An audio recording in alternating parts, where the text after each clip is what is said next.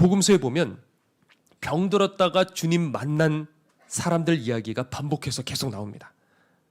왜 이야기가 반복이 되냐 하면 죄의 병, 너는 죄의 병에 걸렸어. 그러니까 이 사람들처럼 주님 앞에 매달리고 목마르면, 그래서 나를 인격적으로 만나면 너 살 수 있어. 그 메시지인 거예요. 이 사람들이 똑똑한 것도 아니었어요. 성경 많이 하는 것도 아니고 심지어 죄 없이 깨끗한 것도 아니었어요. 단 하나가 있는데 이 사람들의 공통점은 뭐냐? 간절했다는 거예요. 목말랐다는 거예요. 근데 반대로 예수님 비판하신 이 바리새인들, 이 사람들의 특징은 뭐예요? 자기만족. 그러니까 목마름의 반대말은 뭐예요? 자기만족. 나 이 정도 다녔으니까, 내 직분이 있으니까, 나 지금 강대상에서 설교하잖아. 목마름을 잃는 순간 우리들은 어떻게 되는 거예요? 전부 다 잃어버리는 거예요. 다. 성경은요, 개념을 정리해 주지 않아요. 예를 들어 믿음이 뭡니까? 우린 이런 게 궁금하다고. 개념 정리를 하고 싶어요. 거듭남이 뭡니까? 믿음이 뭡니까? 자, 그런데 성경은 뭐라고 답하냐면, 그 믿음이라는 거는 아브라함이 고향을 떠나가지고 가나안 땅으로 간 거야. 이렇게 이야기식으로 대답을 해요. 이게 히브리 사람들, 유대인들의 이게 사고 구조가 그래요. 헬라 사람들, 그리스 사람들 같이 이렇게 개념 정리를 해주지 않았어요. 그러니까 우리가 신앙생활 오래 했는데도 성도님 믿음이 뭡니까? 해도 이렇게 뭔가 이렇게 또렷하게 대답하기 어려운 이유 중에 하나가 바로 이런 거예요. 목마름도 마찬가지죠. 이 목마름이라는 건 상당히 이게 주관적이잖아요. 그렇죠? 어디까지냐 이게 도대체.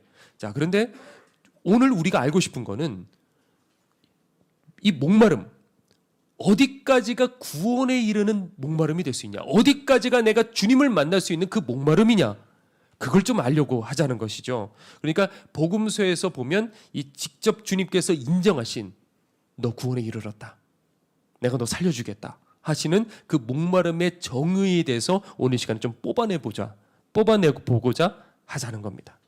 잘 따라오실 준비 되셨습니까? 네. 자, 첫 번째는 바디메오 좀 얘기를 해보죠. 바디메오가 이제 이렇게 앉아 있다가 조금 있으면 예수님께서 이 앞을 지나가신다는 이 소식을 귀로 들었어요. 우리가 사지멀쩡한 사람들은 이 사지멀쩡한 사람들이 가지는 실수가 있습니다. 그건 뭐냐면 다음에 해도 되잖아. 이번 주 말고 다음 주에 여기 나오면 되지. 나 아직 건강하니까, 나 아직 젊으니까 내가 직접 예수님 찾아가면 되잖아. 그런데 바디메오는 앞을 보지 못하는 맹인이었단 말이죠. 그러니까 이 바디메오에게는 이 순간이 일생일대의 단 한 번의 기회였어요. 자세가 다를 수밖에 없죠. 그렇죠?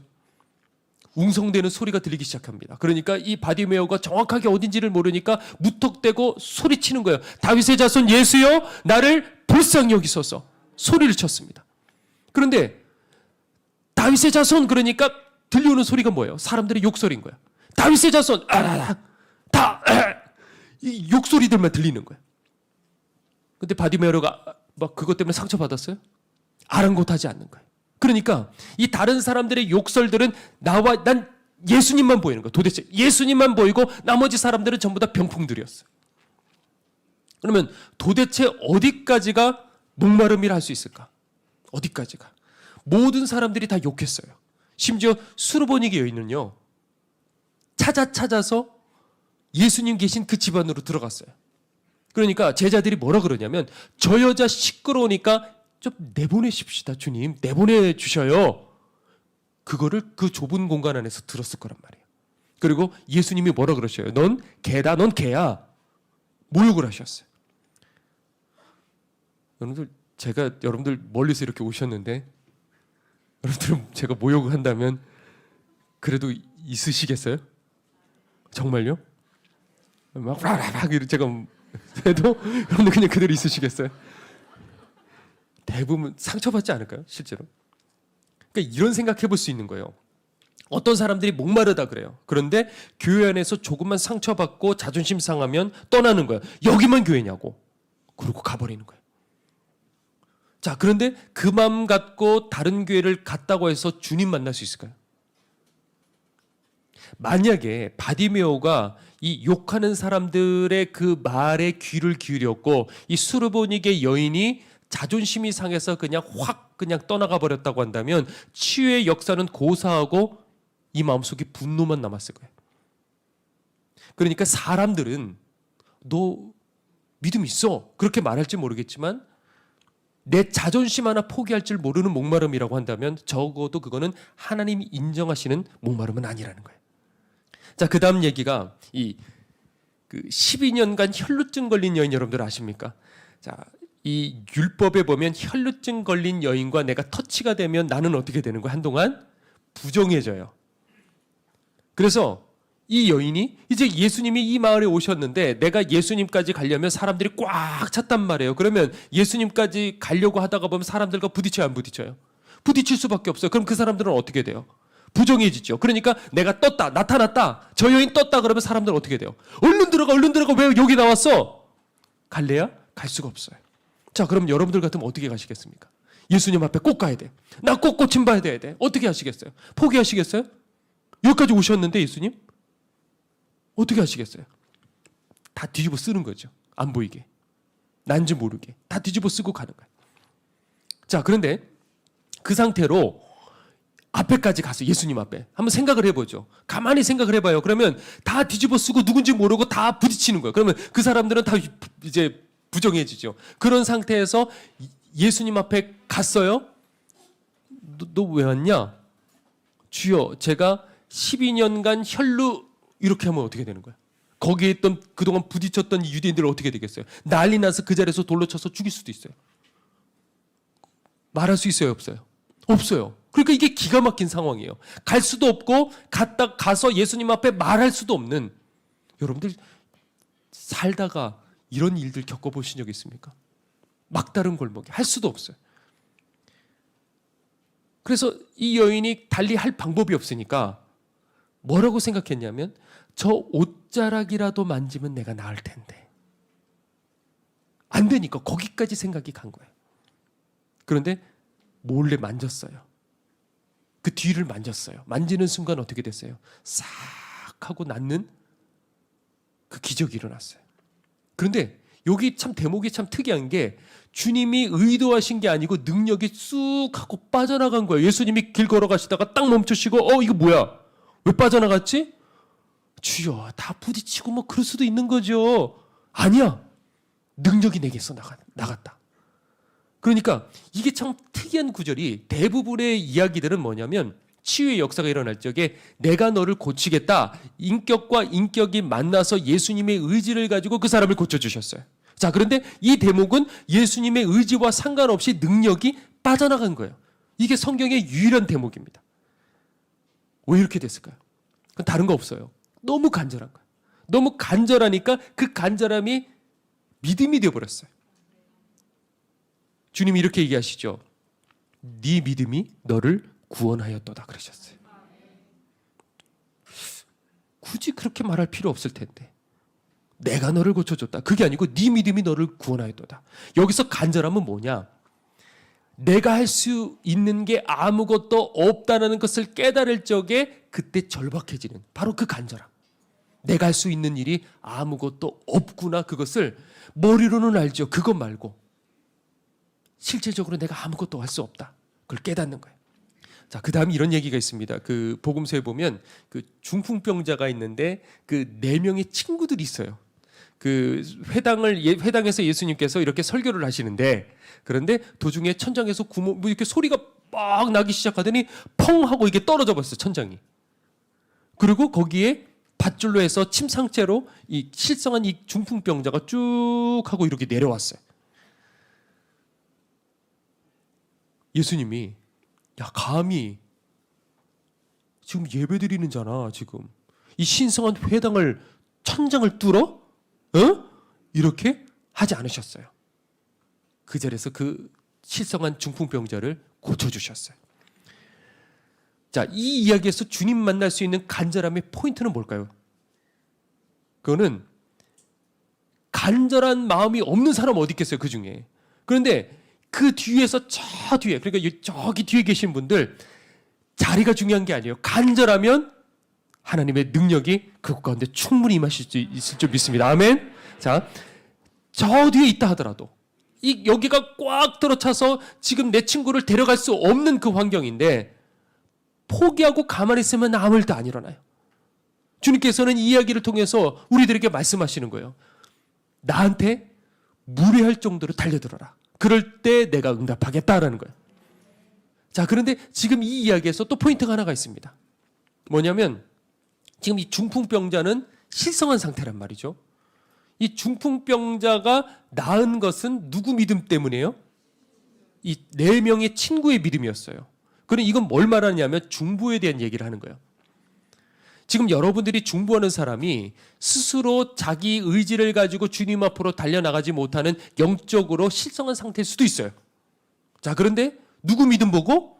중보하는 여러분들의 믿음을 보고 얼마든지 주님께서는 그 영혼을 건질 수 있다 없다? 건질 수 있다는 거예요. 그러니까 이거를 여러분들 당연히 기도도 해야 되고, 근데 이걸 기도로만 한정 짓지 말고 이걸 회당 천장까지 오르는 단호한 그 헌신. 그래서 하나님 앞에 그걸 계속 쌓아가야 되는 거예요. 자녀의 구원을 위해서 감동이 올 때마다 자녀 이름으로 헌신하는 거예요. 그것들이 쌓이면 한순간에 어떻게 되느냐?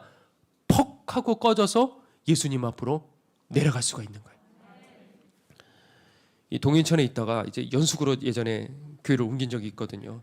그럴 때 너무 하루가 다르게 계속 하루가 멀다 하고 계속해서 어려운 일들이 닥치고 또 어려운 일들이 닥치다가 보니까 그게 쌓이고 쌓이니까 제가 도저히 못 견딜 상황이 된 거예요. 너무 힘들었어요.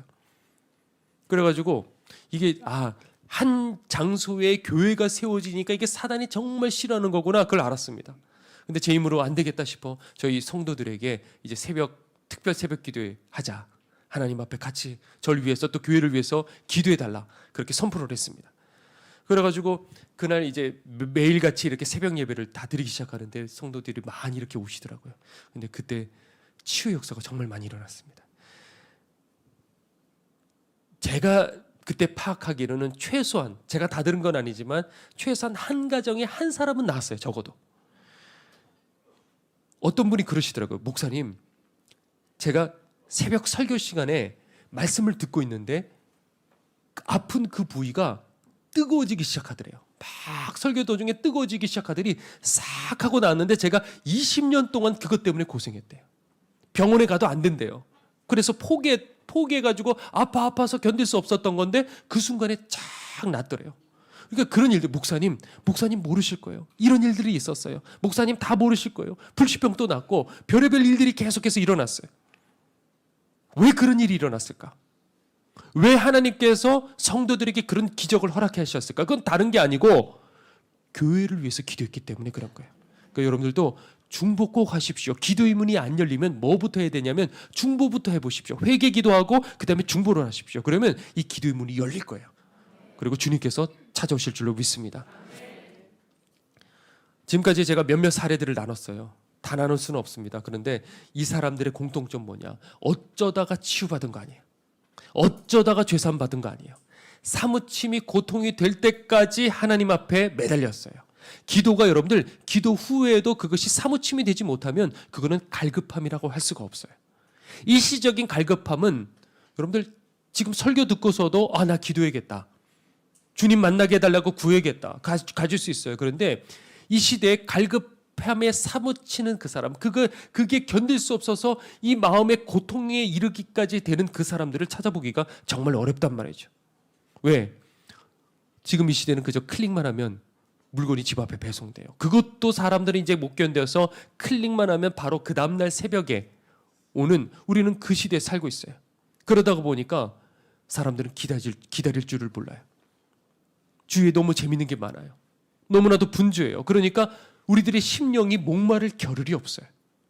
목마르려고 하면 사단이 다른 것들을 채워줘요. 왜 하나님 우리를 버리셨습니까?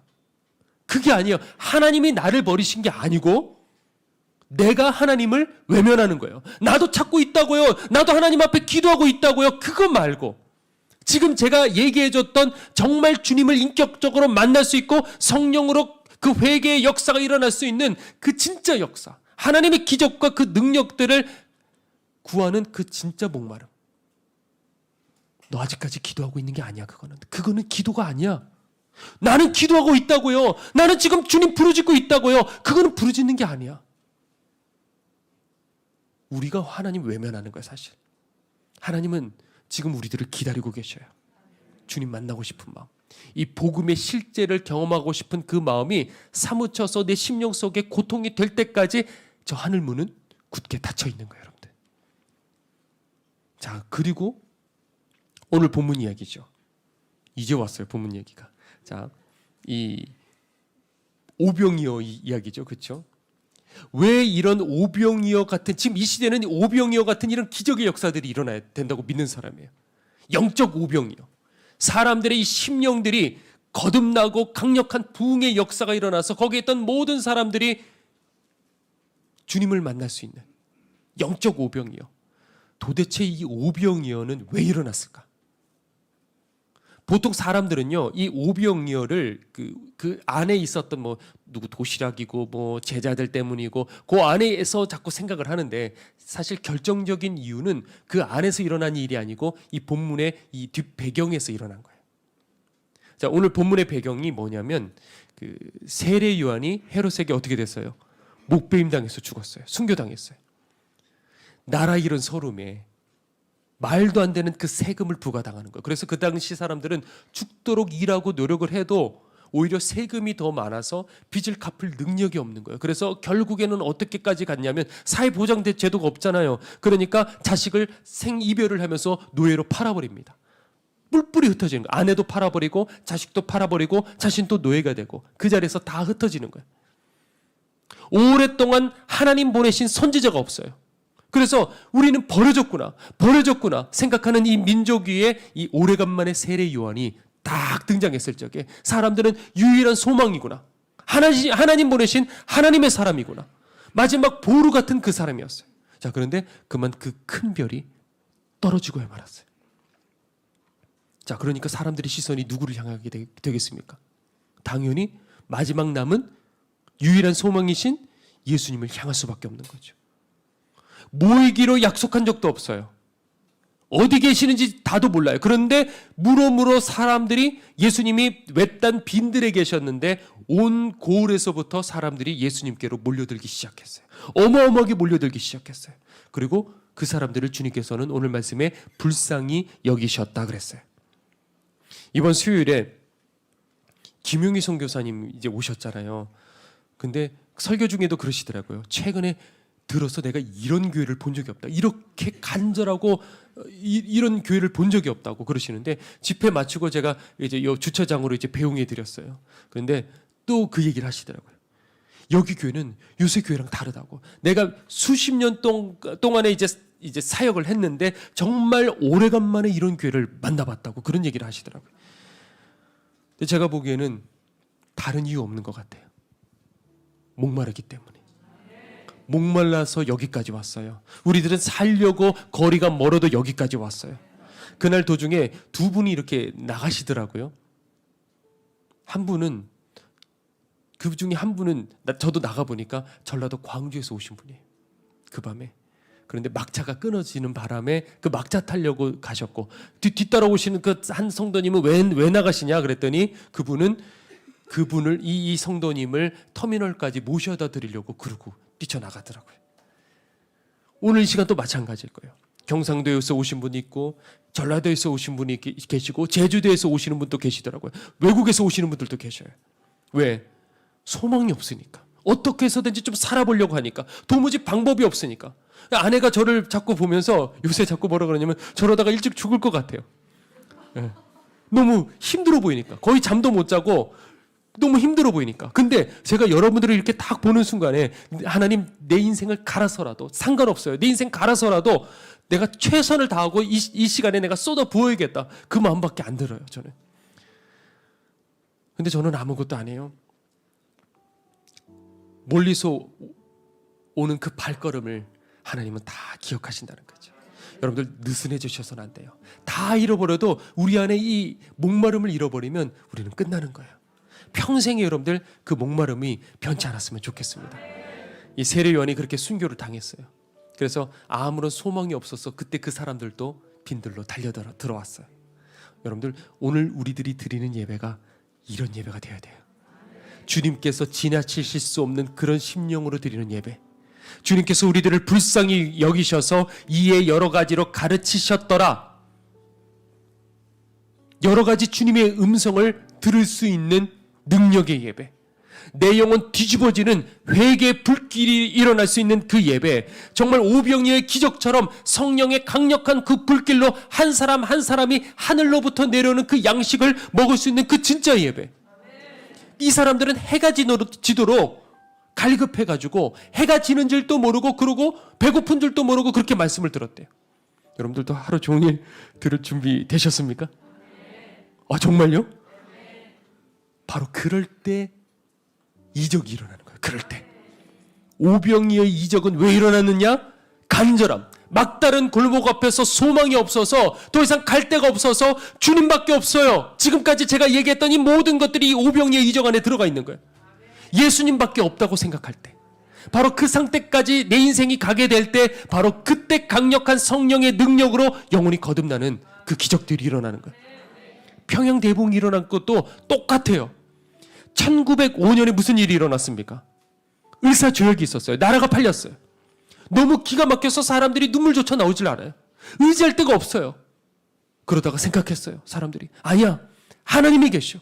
사람들은 우리들에게 도와줄 사람 없지만은 하나님이 계셔. 그래, 맞아, 하나님이야. 그리고 원근각처에서 평양으로 몰리기 시작했어요. 사경이 하나 하는데. 그리고 바로 그 자리에 나라의 운명을 뒤바꾸는 강력한 부흥의 역사가 일어났어요. 단 한 번의 집회로 역사가 바뀌어버렸어요. 저 변방에 가장 가난하고 별 볼 일 없는 나라가 하나님의 제사장의 나라가 됐어요. 그때 은혜 받았던 그 사람들 한 사람 한 사람들이 교회를 세우고, 그리고 나라의 주요 요직에 다 들어가서 무너진 이 나라를 세워 여기까지 만들었어요. 물론 위기는 다시 찾아왔어요. 6.25 전쟁으로 모든 것들이 정말 쑥대밭이 됐어요. 전쟁의 폐허 속에서 이 미국의 경제학자가 이렇게 얘기를 했습니다. 한국이 다시 일어설 확률은 시궁창에서 장미가 필 확률보다도 낮아. 그렇게 얘기했어요. 맞아요. 불가능했어요. 그러나 우리 하나님에게는 가능한 거예요. 찢어지는 이 가난 속에서 사람들은 어떻게 했느냐? 다시 또 교회로 몰려들었어요. 방법이 없으니까. 그리고 산이며 기도원이며 예배당이며 밤새, 그때는 밤새 기도를 했어요. 말 그대로 철회였어요. 교회를 세우기만 해도, 그때 당시에 목사님들에게 들었어요. 그때는 세우기만 해도 교회 안에 꽉꽉 들어찼대요. 제가 처음 어렸을 적에 교회를 갔을 적에도 처음 간 날 애들이 얼마나 많은지요. 그 공간이 좁은 공간이 아니었는데 문 열자마자 그 옆에 쪼그려 앉았어요. 앉을 데가 없어가지고. 근데 사람들은 그걸로 만족하지 못했어요. 더 갈망했어요.